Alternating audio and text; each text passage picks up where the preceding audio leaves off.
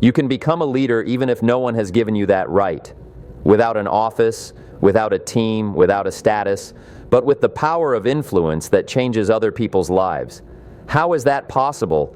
Because true leadership doesn't depend on a position, but on personality. That's exactly what we'll talk about in this video. And closer to the end, I'll show you practical steps on how to become the kind of person others follow without even asking who you are. Have you ever seen a person walk into a room and everything around changes? No one announces them. They don't have a badge on their jacket or an office with a nameplate. But people notice them, people listen, people respect them. Sometimes they don't even speak, yet their silence is louder than the speeches of executives. That is influence, true influence, not tied to a title, but cultivated in character. And here's the paradox. The greatest leaders often didn't start as leaders. They started as ordinary people who decided to become something more. In my youth, I was just a simple guy from a farm in Idaho. No connections, no shiny resume. But one day I heard a phrase that changed everything. To change something, change yourself. And that's when I realized leadership begins from within. Not from job responsibilities, but from taking responsibility for your own life. I wasn't a mentor yet. I wasn't a speaker yet. But I had already started thinking like a leader. And you know what? People started to feel it. Many people wait for recognition, a promotion, a green light. They think, when I'm given the opportunity, I'll show what I can do. But life works the other way around. First, you have to be the person you want to become, in your thoughts, in your actions, in your daily behavior. And only then come titles, roles, recognition. You don't wait for permission to become a leader. You act like a leader. And the world responds. You know, when I first spoke in front of an audience, no one called me a mentor. I was just sharing what I had started applying in my own life. But even then, people came up to me after the talk and said, "Jim, that made me think." Influence isn't control. Influence is clarity, example, and character. Today, we'll talk about the 3 key principles of leadership without a title. And we won't just talk. We'll dive deep into the philosophy that shaped me as a person. I'll share stories that changed how I saw myself and my role. And at the end, we'll move to practice. How to develop leadership qualities within yourself, regardless of age, status, or surroundings. Because, as I often repeated, don't wish it were easier, wish you were better. We often hear the word leader, and the image that immediately comes to mind is of a boss. A big office, a team, commands. But true leadership doesn't begin there. It begins long before anyone notices you, long before you gain any kind of status. Leadership begins with a choice. Who do I decide to become today? You can't lead others until you learn to lead yourself. I've repeated this many times. And it's a truth I've had to learn over the years, because at first, I wasn't someone who influenced others. I was a regular worker with debts, with doubts, and with one burning question: how do I get out? And the answer didn't come from external success. It came through internal transformation. My mentor, Mr. Schoaf, once told me, "Jim, work harder on yourself than you do on your job." And I started small. I changed how I approached each day. I didn't wait for a new chance. I created it every day. I began reading. I started asking questions. I stopped blaming and started taking responsibility. And over time, I understood something fundamental. A leader is not the one who stands in front of everyone, but the one who changes first. You can't be an inspiration to others if you yourself are uninspired. You can't lead people somewhere you haven't been. That's why the first principle of leadership without a title is this: a leader is a state of being, not an external assignment. When I talk about the internal philosophy of a leader, I mean a set of values, habits, and beliefs that shape you as a person, even before anyone acknowledges your role. Because leadership is an energy that others feel. People won't always be able to say why they're drawn to you, but they'll feel it. You have clarity, you have stability, you have direction. I remember once speaking with a man who said, "No one listens to me. At work, I'm ignored. At home, I'm unheard." I asked him, "Who do you believe you are? Who are you living as on the inside?" He went silent, because he had never asked himself that question. But here's the thing: the world doesn't respond to your wishes. It responds to your character. If you live like a person of influence, with responsibility, discipline, and clarity, the world begins to hear you. This isn't magic, it's the law of character gravity. Imagine a traffic light. When you approach an intersection and see green, you go without thinking. If it's red, you stop. The traffic light doesn't speak, doesn't shout, doesn't explain. It just exists, and you respond. Leadership works the same way. It doesn't need loud declarations. It's silent but obvious. I believe in the power of quiet leadership. You don't need to convince people with words. You convince them with your presence. And that presence doesn't appear by chance. It's formed through years of inner work. So how do you build it? Start with 3 things. First, your philosophy. How you think about life, yourself, and others. Your inner philosophy is the filter through which you make decisions. If it's chaotic, so will be your leadership. If it's clear, you'll become a source of clarity for others. Second, discipline. I've always said, discipline is the bridge between desire and achievement. It doesn't matter how great your ideas are. If you don't have the strength to follow through, no one will trust you. Discipline is when you show up on time, not because someone is watching, but because you respect yourself. And third, gratitude and humility. Surprising, isn't it? But a true leader doesn't see themselves as better than others. They simply know who they are and accept that role with gratitude. Humility isn't self-deprecation. It's the understanding that your job is to serve. And the greater your influence, the greater that service. Now imagine, every day you wake up and ask yourself, not why am I not being given leadership, but who do I need to become to be worthy of it? That changes everything. Because true leaders don't wait for roles. They become the kind of people others want to follow. And that's not all. Because in the next part, we'll go deeper into the external manifestation of inner leadership. How to influence through example, even when it seems like no one is watching. Remember your first day at a new job? You walk into the office, look around, everyone is busy, everyone is handling something, everyone already has their place, their responsibilities, and you're the new one, no status, no authority. And right in that moment, many people feel a wave of fear. Who am I here to change anything? But a true leader doesn't wait for official recognition. They begin acting right away, not for status, but from an inner calling. I was once just like that. When I started, I had neither capital nor a team, but I already knew if I could be an example, people would follow. That was my strategy. Not persuading, not convincing. Just living in a way that made others want to ask, what are you doing differently? Because true influence is not in words. It's in how you show up in the world. Do you want to have influence? Start with how you enter a room, not in terms of volume, in terms of energy, clarity, focus, inner peace. All of it is instantly felt. And even those who don't know your name already perceive you as someone who knows where they're going. I remember a young man who came up to me after a talk and said, Jim, I want to be a leader, but I'm in a low-level position and no one listens to me. I replied, don't wait to be listened to. Start living in a way that makes you impossible to ignore. And that doesn't mean being pushy.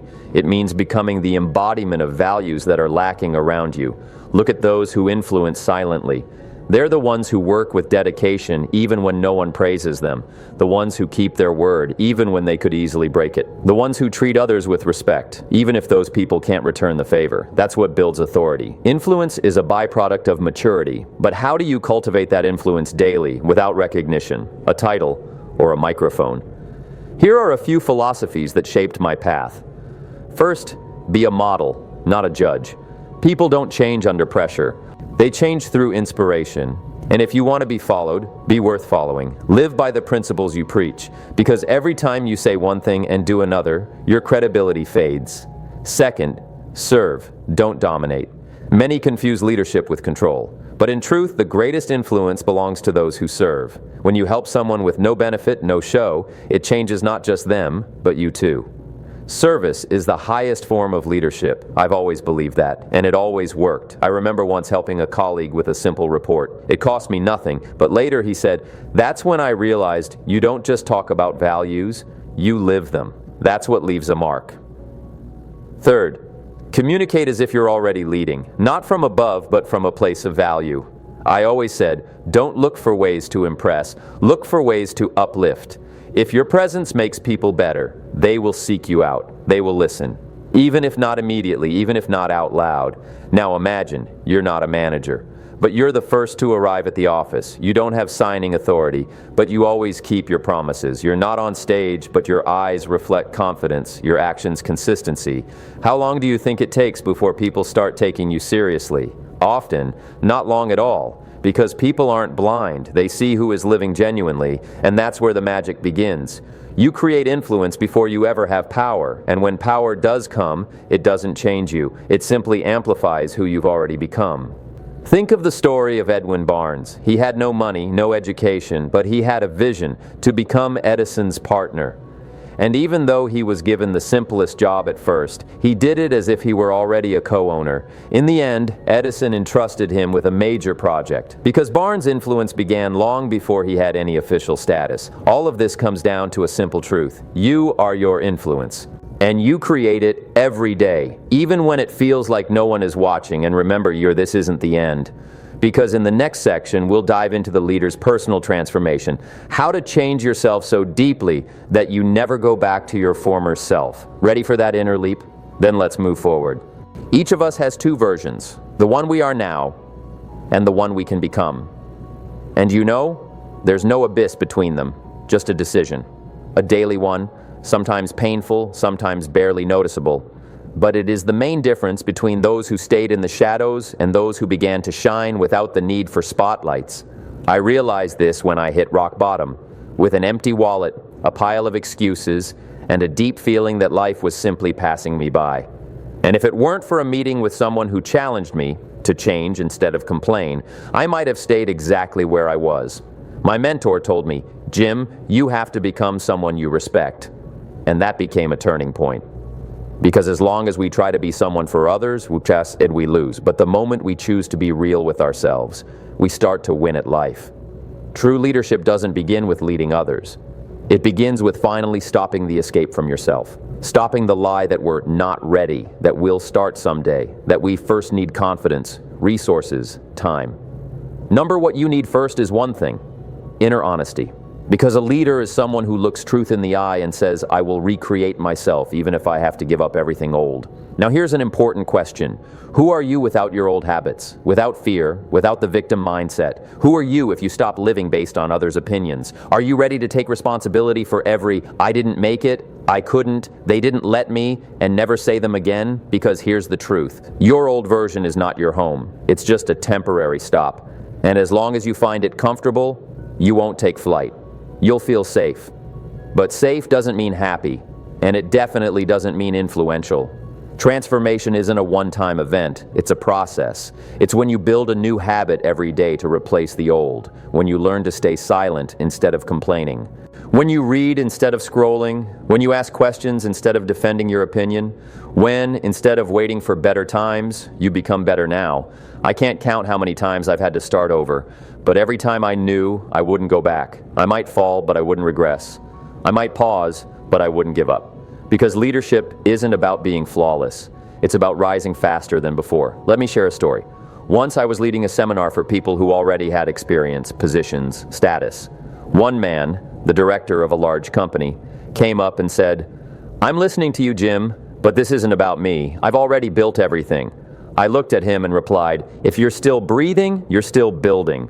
Because a true leader never stops building themselves. Here's the key idea. Leadership is a process, not an event. It's not a title you once earned. It's a character you confirm daily. Inner transformation never ends. And if you ever feel like you've arrived, that's the first sign it's time to go deeper.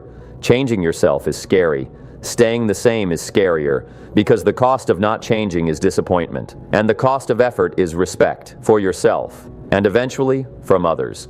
What you have today is the result of who you've become. What you'll have tomorrow depends on who you decide to become now. I've repeated this often, and it still holds true. And maybe right now is the moment for you to say, "Enough. I'm not going back to who I was. I choose to grow, even if it's hard. I choose to lead, even if I'm still walking alone." Because this is exactly where true leadership begins. And here's what's important. This transformation isn't just for you. It's for those who are watching you, your children, colleagues, friends, people you don't even know. Your story will become a guide for others. Your progress, their inspiration. Your "I can," their beginning. And before we move to the practical part, one more quote I've carried in my heart my whole life. Don't wish it were easier, wish you were better. Because in that lies the entire philosophy of leadership without a title. Don't wait. Don't ask for permission. Become the kind of person others want to follow. Now it's your turn, because leadership begins with awareness. Who are you today, and who are you ready to become tomorrow? I'll ask you 5 questions. Your task is to rate yourself from 1 to 10, where 1 means this doesn't describe me at all, and 10 means this is completely true for me. Important, don't aim to be perfect. Be honest, because growth begins with honesty. Let's begin. First question, how strongly do I lead myself even if no one acknowledges my influence? Imagine working in the background, no praise, no applause. Do you still act like a leader? If so, give yourself a 9 or 10. If you wait for recognition to engage, maybe it's a 4 or 5. As I've said, leadership is what you do when no one's watching. Second question, how sincerely do I work on myself, not just on tasks? Your actions are what others see, but the real breakthrough happens inside. Do you read, grow, challenge your own depth, or just tick off checklists? Rate how much you invest in yourself as a person, not just as a function. Third question, how easily do I admit my mistakes to others? Oh, this is a tough one. But the ability to say, I was wrong here, builds trust, and trust is the heart of influence. If you avoid responsibility, that's a 2 or 3. But if you're willing to stand in truth, rate it 8 or 9. Remember, leadership isn't about being flawless. It's about being transparent. Fourth question, how much does my example inspire others, even if I don't know it? Pause for a second. Think, have people ever told you something like, because of you, I also started? If so, that's a sign. If not, maybe your example isn't visible enough yet, because leadership is when your behavior becomes more than a personal choice. It becomes an invitation. Fifth question, how willing am I to change deeply, not just superficially? This one hurts, because we all like changing what's on the surface. New goals, new plans, new words. But are we willing to change our character, habits, emotional reactions? Leadership without a title demands exactly this, a rebuild at the core. So friend, what did you discover? If you found weak spots, that's great, because awareness is already progress. And if you gave yourself high scores, and pause and ask, am I overestimating myself? Honesty here isn't about punishment. It's about preparing for growth. I want you to come back to these questions after watching the video. Read them again, maybe with a new perspective. Because what we're doing now isn't just a test, it's a mirror. And it doesn't show who you are now. It shows who you can become if you take responsibility. And also, I kindly ask you, if something in this video touched you, made you reflect, or gave you a push, leave a comment. Share which of the 5 questions struck you the most, because right there, in an open thought, a new level of understanding begins. And of course, don't forget to hit the like button. This isn't about algorithms, and it's about a signal that the topics we discuss here matter. And if you're not subscribed yet, join us, because from here on, we're going deeper, more honestly, stronger, and you won't want to miss it. As I once said, learning changes lives, but only if you stick around long enough to change yourself. And we're just getting started. So, who said leadership is a title? Who decided that influence requires permission? Who convinced you that you have to wait until someone validates your worth? True leadership starts from within, from a decision, from an inner standard. I will act with integrity, even if no one sees it, because it's exactly in those unseen moments that you shape your character. And character always overcomes circumstance. I've walked this path, from a farm boy to someone thousands have listened to. And I'll be honest with you, the hardest part wasn't speaking in public. The hardest part was waking up one morning and saying to myself, I'm done playing a role. I'm becoming who I want to be.